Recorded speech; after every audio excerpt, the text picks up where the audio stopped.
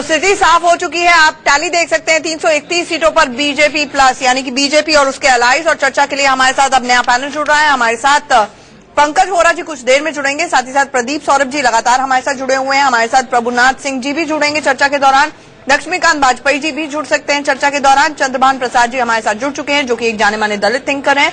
हमारे साथ doctor CP Thakur, वरिष्ठ नेता बीजेपी के भी जुड़ रहे हैं। और साथ ही साथ हमारे साथ कांग्रेस के प्रवक्ता सुलेमान साहब भी जुड़ेंगे। आंचल, सीपी ठाकुर हमारे साथ जुड़ चुके हैं, हमारे साथ हम उनसे बात कर सकते हैं। सीपी ठाकुर साहब, उम्मीद से बेहतर प्रदर्शन? जी जी जी, नहीं, उम्मीद से बेहतर नहीं हुआ। उम्मीद हम लोग करते थे कि इसी तरह का प्रदर्शन होगा।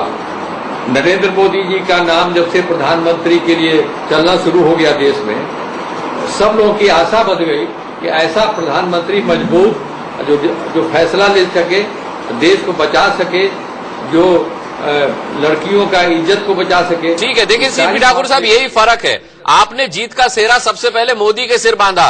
अभी आडवाणी जी का टिकटॉक हम लोग देख रहे थे, 5 मिनट उन्होंने मीडिया से बात की, उन्होंने मोदी का नाम चौथे मिनट में लिया।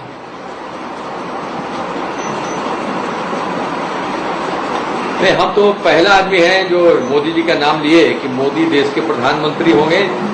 उस दिन से निरंतर कहने लगे कि मोदी प्रधानमंत्री होंगे और मोदी देश को आगे ले चले।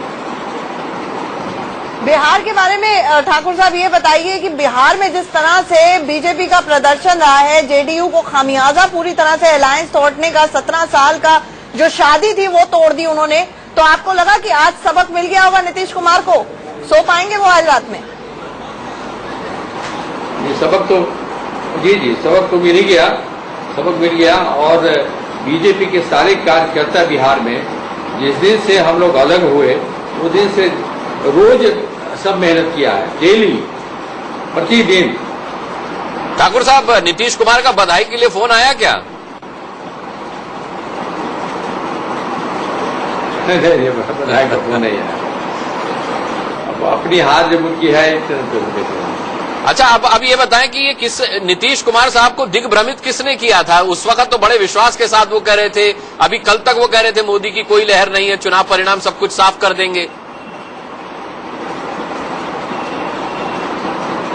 देखिए, उनको किसने, कोई आदमी भ्रमित किया उनको जरूर। इसलिए मैं कह रहा हूँ कि जिस दिन भोज जो समाप्त हुआ था, उसमें नरेंद्र मोदी जी आने वाले थे, कार्यकारिणी की बैठक थी, सुबह में तो उन्होंने कहा कि भोज आप लोगों के बने रहिए। और मैं चाहूंगी आप ये हमारी बातचीत सुने, क्योंकि राजीव रंजन जी जो जेडीयू के वरिष्ठ नेता हैं, वो हमारे साथ फोन लाइन पर जुड़ गए हैं। जेडीयू का हाल हम देख रहे हैं। राजीव रंजन जी, कोई सबक लिया? सबसे पहली बात है, लोकतंत्र का ये महापर्व है और बराबर जो जीता वही सिकंदर। जीतने वाले को जनता ने अगर जनादेश दिया है तो निश्चित तौर पर हमारी शुभकामनाएं हैं। लेकिन जहां तक सबक का सवाल है, ये कभी भारतीय जनता पार्टी भी 2 सीटों पर रही है और ये आता है कभी जनता हमारे फैसले को, हो सकता है जनता के बीच हम फैसले को तरीके से कम्युनिकेट नहीं कर पाए, वोटों में तब्दील नहीं कर पाए, लेकिन कोई इस फैसले को लेकर के कोई मलाल नहीं है। ठीक है, लेकिन राजीव रंजन जी, जो जीता वही सिकंदर, आपने कहा सिकंदर को आपने बधाई संदेश नहीं भेजा, सिकंदर को आपने फोन ही नहीं किया? नहीं, हम तो अब तक जिन इलेक्ट्रॉनिक चैनल्स पर हम लोग पार्टी की राय के लिए ही आए हैं ना। अगर हम लोग अपनी बात कर रहे हैं तो हमारी पार्टी की राय है। नहीं, देखिए, मनमोहन सिंह ने फोन कर दिया, मनमोहन सिंह ने फोन करके बधाई दी नरेंद्र मोदी को। जेडीयू से कोई फोन नहीं पहुंचा उनके पास। आपके तो 17 साल के साथी रहे वो। नहीं, मैं तो आपको कह रहा हूँ, और जब हम कह रहे हैं तो पार्टी के प्रवक्ता के तौर पर पार्टी के तरफ से ये जनादेश के लिए हम जनता को बधाई दे रहे हैं। राजीव रंजन जी, गलती हो गई साथ छोड़ करके। मैंने अभी आपको कहा, लगता है आपने सुना नहीं तरीके से। हमें कोई पछतावा नहीं है, जो फैसला हम लोगों ने किया बिल्कुल सही था और जनादेश है, आज उसका हम स्वागत करते हैं। लेकिन इन प्रतिबद्धताओं के आधार पर आगे की राजनीति भी हम जारी रखेंगे। लेकिन आत्ममंथन का समय तो आ गया जेडीयू के लिए। अवधेश कुमार आपसे कुछ पूछना चाह रहे हैं। राजीव जी, दिल के अरमा आंसुओं में बह गए। अवधेश जी, एक राजनीतिक कार्यकर्ता के तौर पर हमारा यही कहना है कि जीत और हार राजनीति में दोनों ही स्थितियां होती है, लेकिन सैद्धांतिक प्रतिबद्धता के साथ, मजबूती के साथ हम चुनाव जारी रखेंगे और जहां भी लोकतंत्र में प्रतिपक्ष की भूमिका में जो हमारी जवाबदेही है उसका निर्वहन आगे भी करें। ये तो जीती हुई बाजी को आपने जो है जानबूझ करके अब हारने की स्थिति पैदा कर लेने चलिए फंसाइए मत अवधेश जी, उनको फंसाइए मत। मैं तो सीधा सा राजीव रंजन जी पूछना चाहता हूँ, सीपी ठाकुर साहब हमारे साथ लाइव शो में बैठे हैं, उनको बधाई देना चाहेंगे क्या, उनको मुखातिब करके? बिल्कुल आप दे सकते हैं, उसमें क्या परेशानी है? नहीं, आप देना चाहेंगे? मैं तो बीच में से हट जाता हूँ। सीपी ठाकुर साहब से आप कनेक्ट हैं, आप दे सकते हैं। मैंने जब कहा कि जनता को बधाई हम लोगों ने जीतने वाली पार्टी को बधाई हम लोगों ने दे दिया है, तो इसमें सीपी ठाकुर साहब भी शामिल है। लेकिन राजीव रंजन जी, यहाँ पर सवाल ये भी उठता है, लगातार इस तरह की बात बीजेपी की तरफ से कही जा रही थी कि नीतीश कुमार जी के प्राइम मिनिस्टीरियल एम्बिशंस, महत्वाकांक्षाएं इतनी ज्यादा थी जिसके चलते उन्होंने बीजेपी का साथ छोड़ा। चिदम्बरम साहब से लिफ्ट भी ली। देखिए, नीतीश कुमार जी ने इस तरह के अफवाहों का पहले भी खंडन किया है और जब गठबंधन में थे तभी उन्होंने कहा था कि हम एक छोटी पार्टी को रिप्रेजेंट करते हैं, जो बड़ी पार्टी गठबंधन में है वो अपना नेता तय करे। और वो सवाल अब उसके बाद गंगा में पानी बहुत बह चुका है। नेतृत्व की असहमति के नेतृत्व के सवाल पर हमारी असहमति थी, गठबंधन से रिश्ता हमने तोड़ा था। लेकिन राजीव रंजन जी, लोगों का ये कहना था कि सेकुलरिज्म के नाम पर इतनी लेट से नींद खुली जेडीयू की कि ना राम मिला ना इमाम मिला। पता नहीं, इस विश्लेषण को कई बार हम लोग कर चुके हैं और ये अगर लोकतंत्र का महापर्व है तो इसका आनंद लीजिए। लेकिन निश्चित तौर पर हम कल जहां थे आज भी वहीं खड़े हैं और जनता ने अपना आदेश दिया है। जिनको सत्ता संभालनी है वो जनता के साथ किए वायदों को पूरा करें, जो अलादीन का चिराग उन्होंने जनता को दिखाया है। आपको लगता है मोदी जी कोई पैकेज देंगे बिहार को? जी, मोदी जी कोई पैकेज देंगे बिहार को, कुछ अच्छा करेंगे बिहार के लिए? अब देखिए, अब तो सरकार बनने दीजिए, उसके बाद वो क्या करेंगे इस पर प्रतिपक्ष की भूमिका में जो हमारी राय हो सकती है आने वाले समय में हम निर्धारित करेंगे। चलिए, मैं आपका ज्यादा समय नहीं लूंगा क्योंकि पूरी पार्टी को अब आत्ममंथन की जरूरत है, आपकी अहम भूमिका होने वाली है। राजीव रंजन जी, उसमें बहुत बहुत धन्यवाद हमसे बातचीत करने के लिए। बहुत धन्यवाद, बहुत बहुत। हम यहाँ पर एक छोटे से ब्रेक के लिए रुक रहे हैं। तमाम गेस्ट पैनल हमारे साथ यहाँ पर जुड़ा हुआ है, बहुत सारे सवाल हैं, सबके जवाब लेंगे। महाकवरेज अभी जारी। कोई छोटा कोई लम्बा। चले, ब्रेक के बाद एक बार फिर आपका स्वागत है। चर्चा हम कर रहे हैं, क्या खूब परफॉर्मेंस रही है बीजेपी की, क्या खूब परफॉर्मेंस रही है एनडीए की। आंकड़ा 1-2 सीट आगे पीछे ऊपर नीचे हो रहा है, लेकिन अभी मौजूदा आंकड़ा जो रुझानों में हमें मिल रहा है वो 330 है। ये एनडीए का आंकड़ा है, बीजेपी प्लस का आंकड़ा है।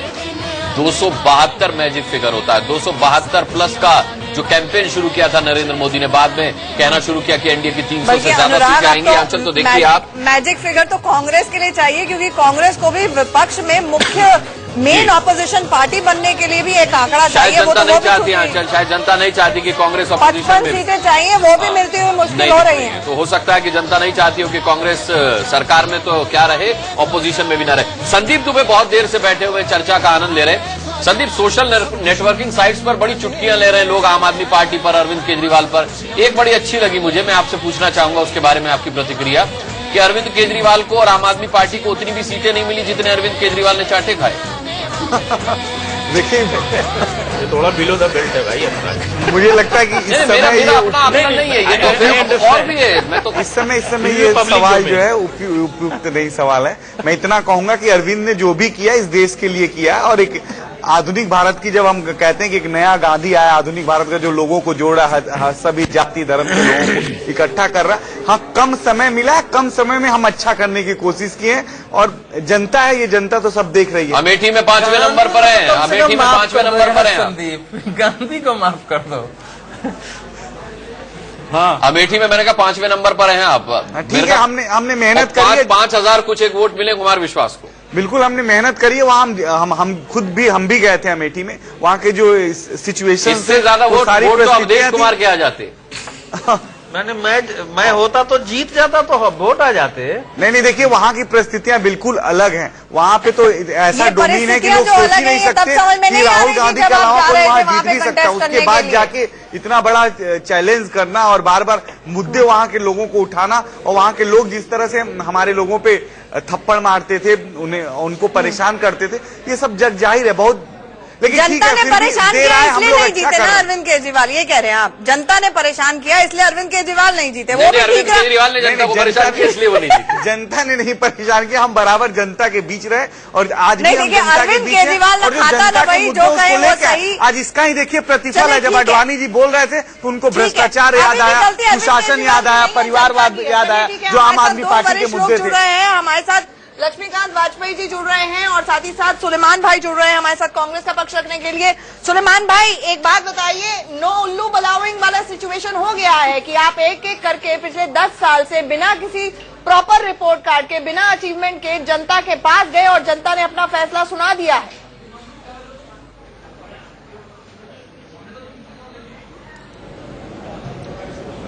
देखिए आचल जी, सबसे पहले तो मैं ये कहना चाहूंगा कि जो इलेक्शन रिजल्ट आ रहा है, जो रुझान आ रहे हैं, हम सबसे पहले तो देश की जनता का आभार व्यक्त करते हैं जो लोग उन्होंने मैंडेट दिया। हम मैंडेट का रेस्पेक्ट करते हैं, जो जनादेश है उसका रेस्पेक्ट करते हैं और हम इस बात का एनालिसिस करेंगे कि कहां पर हमसे कमी रही कि जनता ने हमें ये मैंडेट दिया। और जहां तक आप आचल जी नो उल्लू बनाविंग वाली बात कर रही हैं, उसका मैं यूं जवाब दूंगा कि 10 साल की सरकार में यूपीए 1 और 2 में जो कांग्रेस की लेड यूपीए 1 और 2 ने जो नीतियां बनाई, जो स्कीम्स बनाई, वो बहुत वेलफेयर स्कीम्स थी। हमने जनता के बीच काम किया, लेकिन हाँ, कहीं ना कहीं हम वो ठीक से कम्युनिकेट भी नहीं कर पाए, ये भी एक वजह है। लेकिन हम फिर विपक्ष में बैठेंगे। लेकिन सुलेमान मोहम्मद साहब, जनता मुझे लग रहा है ये भी नहीं चाहती है कि आप विपक्ष में बैठे। हालत देख रहे हैं आप अपनी। आचल जी, मनमोहन जी पे आचल जी नहीं, उसका जवाब दे रहा हूं अनुराग जी। मनमोहन सिंह जी बेहतरीन लीडर हैं, इस देश के one of the best prime minister कहलाएंगे, बेहतरीन इकोनॉमिस्ट है, he has a impeccable integrity and honesty, और उन्होंने बहुत बेहतरीन वेलफेयर स्कीम्स बनाई। उनकी क़यादत में 10 साल अच्छी सरकार चली। मुख्तलिफ बिल्कुल, और बड़े बेआबरू होकर तेरे कूचे से हम निकले वाली सिचुएशन भी कर दिया हमने मनमोहन सिंह जी की। अब दोबारा आएंगे, वाजपेयी जी से भी बात करेंगे। एक छोटा सा ब्रेक ले लेते हैं, उसके बाद लक्ष्मीकांत वाजपेयी जी से पूछेंगे कितने लड्डू उन्होंने खाए और क्या तैयारी है अब भारतीय जनता पार्टी की। क्योंकि आंचल, एक बहुत अहम सवाल है कि अच्छे दिन आने वाले, लेकिन कैसे। एक छोटे से ब्रेक।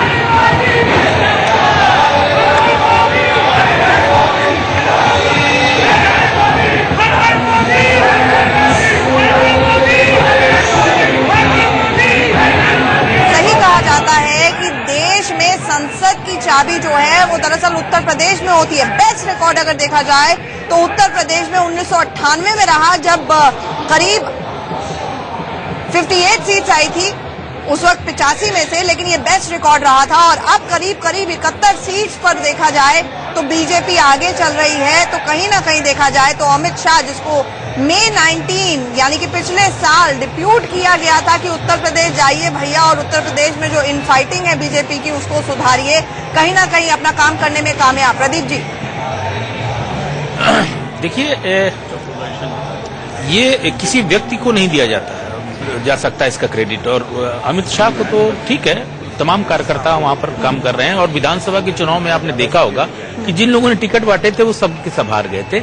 इस बार इतनी बड़ी इनकम्बेंसी थी, इतने बड़े इश्यूज थे कि एक बड़ा स्पेस खाली हुआ। लेकिन 10 से 71 सीटें पहुंचाना क्लियर मैंडेट था अमित शाह के पास कि रूठों को मनाना है तो मनाइए, जो बुजुर्ग नेता नाराज हैं वो खत्म कीजिए। कल्याण सिंह को बोला गया ठीक है आपको सीट बंटवारे में थोड़ा शेयर देते हैं, लेकिन वो लोध वोट हमारे पास लेके आइए। तो कहीं ना कहीं जहां जो चीज की जरूरत थी अमित शाह ने वहां पे लूपहोल्स खत्म किए ना। देखिए आचल, ये हमें लगता है, लेकिन ऐसा नहीं है कि इसमें जो जिसकी सबसे बड़ी भूमिका है वो समझने की बात है कि इसमें जो संघ परिवार की जो भूमिका है, उनके कार्यकर्ताओं की भूमिका है, वो हर बूथ पर है। और आपको याद हो कि जब अटल बिहारी वाजपेयी गांधीवादी समाजवाद की ओर बढ़े थे भाजपा में, तो संघ ने अपना क्या कहते हैं कि अपने को वहां से बाहर कर लिया था और 2 सीटें आई थी। तो ये संघ के कार्यकर्ताओं की बहुत अहम भूमिका है। ये जो संघ की एक मशीनरी है उसमें एड ऑन टॉप अप करते हैं अमित शाह, लेकिन होल सोल क्रेडिट देना ठीक है। कवर स्टोरी लक्ष्मीकांत वाजपेयी जी हमारे साथ लगातार बने हुए हैं। लक्ष्मीकांत वाजपेयी जी, क्रेडिट आप कितना देंगे अमित शाह जी को, कितना देंगे मोदी जी को और कितना देंगे उत्तर प्रदेश में कार्यकर्ता को? सबसे पहला क्रेडिट उत्तर प्रदेश के बूथ पर काम करने वाले कार्यकर्ता को, दूसरा क्रेडिट जाएगा उत्तर प्रदेश की जनता का आदरणीय मोदी जी के प्रति स्नेह, आदरणीय मोदी जी द्वारा ताबड़तोड़ रैलियां और चुनावी सभाएं, जनता से सीधा संवाद और उत्तर प्रदेश के प्रभारी के नाते अमित शाह जी का उत्तर प्रदेश के संगठन को अपना मार्गदर्शन, इन सब को मिलकर संयुक्त श्रेय है भारतीय अपने आप को भूल गए आप प्रत्याशी लक्ष्मीकांत वाजपेयी जी, अपने आप को भूल गए आप तो अध्यक्ष हैं। मैं अध्यक्ष जरूर हूं, लेकिन श्रेय जब कार्यकर्ता को है, मैं भी आज तक एक कार्यकर्ता के रूप में भूमिका का निर्वाह कर रहा हूं, इसलिए प्रत्यक्ष और अप्रत्यक्ष श्रेय मुझे तो मिलेगा ही जब मैं कार्य करता हूं। मिलेगा। एक यहीं पर एक बहुत ही इंपॉर्टेंट ऑब्जर्वेशन मैं चंद्रभान जी की लेना चाहूंगी। मायावती हमने देखा 8वें और 9वें फेज में बहुत डरी हुई थी। पहली बार वो साइलेंटली काम कर रही थी, वो बाहर आई, निकली, उन्होंने मोदी की आलोचना की, ये क्लैरिफिकेशन देनी पड़ी। तो ये जो आकलन था कि 9 से 10% जो दलित वोट है वो शिफ्ट कर गया, अब तो बहुत ज्यादा शिफ्ट कर गया, अब वापस आएगा भी या नहीं आएगा, मायावती के पॉलिटिकल फ्यूचर पे बात आ गई। 0 है सर फिगर। जी बिल्कुल सही कहा। एक तो मोदी एक वेव, सुनामी पूरे इंडिया में चल रही थी, जिसकी जानकारी बहुत सारे लोगों को नहीं थी, और मायावती जी को अब सोचना पड़ेगा, क्योंकि अब दलित भी मेन स्ट्रीम सोसाइटी का हिस्सा बन रहा है। तो मेन स्ट्रीम सोसाइटी जैसे सोचेगी, नई जनरेशन का दलित भी वैसे। जोड़ी ने पार्टी के काम को आगे बढ़ाया था, आज पूरी तरह उसको साकार किया है मोदी जी के नेतृत्व में। भारतीय जनता पार्टी ने, मैं सबसे पहले देश की और विशेषकर मध्य प्रदेश की जनता का हृदय से आभारी हूं। अब तक की सबसे बड़ी सफलता मध्य प्रदेश की जनता ने लोकसभा के चुनाव में हमें दी है। ये विजय श्रीमान नरेंद्र मोदी की चमत्कार के नेतृत्व की विजय है। ये विजय श्रीमान राजनाथ सिंह जी के नेतृत्व में भारतीय जनता पार्टी के लाखों लाख कार्यकर्ता सहयोगियों के घनघोर परिश्रम की विजय है। मध्य प्रदेश में ये विजय श्रीमान नरेंद्र सिंह तोमर के नेतृत्व में हमारे लाखों कार्यकर्ताओं ने अनथक दिन और रात काम किया, उसकी विजय है। ये विजय वास्तव में भारत की विजय है। ये विजय जनता के विश्वास की विजय है। पूरा देश एक नए विश्वास के साथ उठ के खड़ा हुआ है, और जो सपना हमने कभी देखा था, एक वैभवशाली भारत, एक गौरवशाली भारत, एक समृद्ध भारत, एक शक्तिशाली भारत,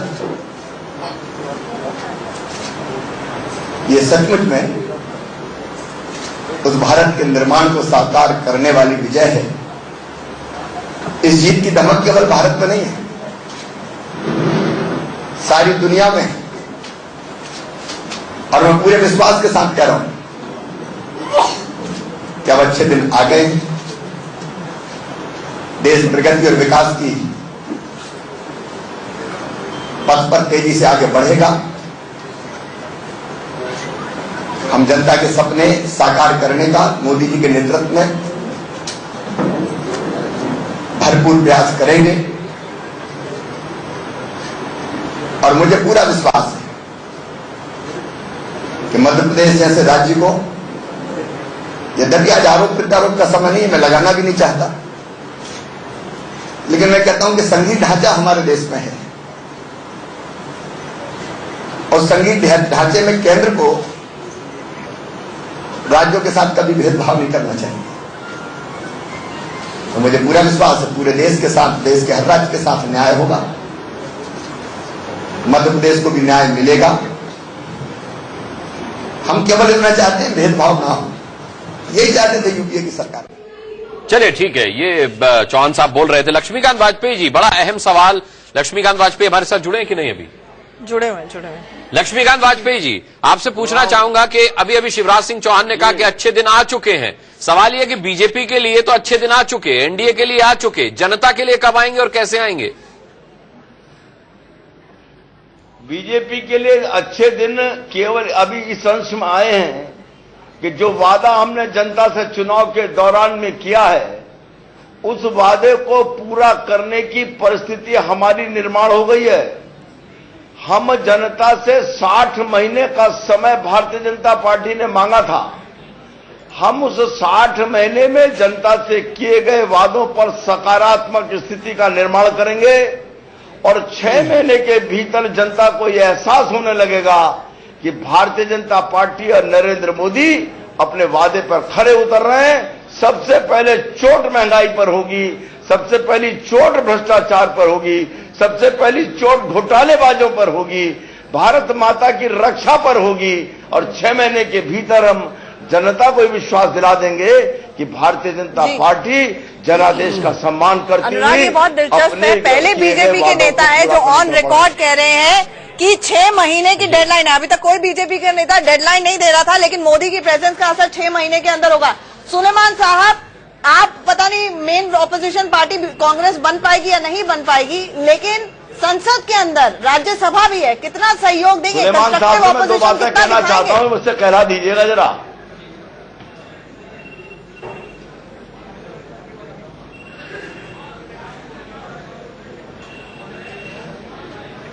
कि कांग्रेस पार्टी हमें पूरी उम्मीद है कि एक स्ट्रांग अपोजिशन का काम करेगी और मेन अपोजिशन पार्टी भी बनेगी। जो भी सरकार बनाने की उम्मीद थी सुलेमान साहब आपको, वेलफेयर के लिए होंगे, बेहतर होंगे, वो डिलिब्रेशन और डिस्कशंस के बाद। लक्ष्मीकांत वाजपेयी आपसे कुछ पूछना चाह रहे सुलेमान मोहम्मद जी। सरकार आ रही है, इसका ये मतलब नहीं आप हमें बोलने भी नहीं मैं देंगे। सुलेमान भाई से पूछना चाहता हूं कि जब ये यूके 2 की सरकार में संसद में बैठे थे, देश के हित के तो लिए होंगे, कितने वेलफेयर में होंगे, कानून को उन्होंने विपक्ष को विश्वास में लेकर डेलिबरेटली पास कराया था और बहस से पास कराया था। ये कह रहे हैं कि मनमोहन सिंह एक बढ़िया प्रधानमंत्री इतिहास में साबित होंगे। अरे संजय बारू की किताब को झुठलाओगे क्या? संजय बारू की किताब ने बता दिया कि प्रधानमंत्री मनमोहन सिंह केवल रबड़ स्टैंप थे। वाजपेयी जी, संजय बारू जी की किताब जो थी वो एक वेंडेटा था। पहली चीज, गांधी अनऑफिशियल देती थी, तब मनमोहन सिंह दस्तखत करते थे। ये देश का दुर्भाग्य था कि प्रधानमंत्री रबड़ स्टैंप के रूप में काम कर रहा था और ये तथ्य हम आरोप लगाते थे, खुलकर सामने आ गया। वाजपेयी जी, लड्डू खाए, थोड़ा पानी। जवाब हम भी सुनाएंगे आपको। सुलेमान साहब, अब सच से साक्षात्कार करो। प्रमुख विपक्षी दल का स्तर भी आपको नहीं मिल रहा संसद में। जवाब सुन लीजिए वाजपेयी जी। वाजपेयी जी, जवाब तो सुनिए आप हमारा। हमारा भी सुन लेना सुलेमान साहब। संजय बारू जी की किताब टोटली एक वेंडेटा था, उसमें कोई असलियत नहीं है, उसमें कोई सच्चाई नहीं है। जहां तक अब आप सुनिए तो जवाब। वाजपेयी जी, दूसरी बात, जो कानून हम लाए यूपीए 1 और 2 के टाइम में, बतौर खास 2 के टाइम में सारे कानून आपने रोके, उस पर डेलिब्रेशन और डिस्कशन नहीं होने दिए, उन्हें आपने पार्लियामेंट को ब्लॉक कर दिया। पार्लियामेंट का कीमती टाइम आपने वेस्ट किया। आपने पार्लियामेंट का टाइम वेस्ट किया। आपके पास कोई डेलिब्रेशन और डिस्कशन करने के लिए कोई तथ्य नहीं होता था, कोई जिसने जो किया सुलेमान जी उसका वैल्यूबल टाइम वेस्ट किया पार्लियामेंट का। आपने तेलंगाना के इशू के बिलीव आउट ऑफ प्रोपोर्शन करा दिया। अगर आप हमें बोलने नहीं देंगे, अगर आप जीत गए, इसका ये मतलब नहीं आप हमें बोलने नहीं देंगे। कम से कम आप हमारा जवाब तो सुनिए। अरे तुमने कौन सा बोलने दिया था सुलेमान जी संसद में हमको? जब बोलने नहीं दिया था, हमारी विपक्ष की बात को नहीं सुना था, तब हमको संसद करनी पड़ी। लेकिन प्रदीप सौरभ, चले ठीक है, ये जवाब दे दे। एक सवाल मेरा आपसे है कि आप निश्चित तौर पर लोकतंत्र में विश्वास करते हैं और उसी के आधार पे आपको बहुमत मिला हुआ है। आप जिस तरह से, आपका अभी तो सरकार भी नहीं बनी है, और आपका जिस तरह से बिहेवियर है कि हम बोलने नहीं देंगे और हर चीज का जवाब देंगे, ये उचित नहीं है। और लोग आपको तो विनम्रता से इस चीज को स्वीकार करना चाहिए और क्या कहते हैं कि जो विपक्ष है उसको सम्मान देना चाहिए। अगर इन्होंने ये गलती की है तो आप उस गलती का वेंडेटा लेंगे, बदला लेंगे, या क्या कहते हैं कि आप इनको जो आप चाहते थे उस तरह का माहौल संसद के अंदर निर्माण करेंगे। वाजपेयी जी तो ऐसे बोलने जैसे लगता है हारी हुई पार्टी है। जो हार जाता है वो बिटर हो जाता है। वाजपेयी जी का दुख ये है कि वो प्रदेश अध्यक्ष हैं और क्रेडिट अमित शाह को जा रहा है। मैंने कहा था संजय बारू की किताब का उदाहरण दिया, उन्होंने उसका प्रतिकार किया। मैं बड़ी विनम्रता पूर्वक बोल रहा हूं, विनम्रता के साथ ही इस जीत को लेना चाहता हूं, जनता के प्रति समर्पित होना चाहता हूं, विपक्ष को मान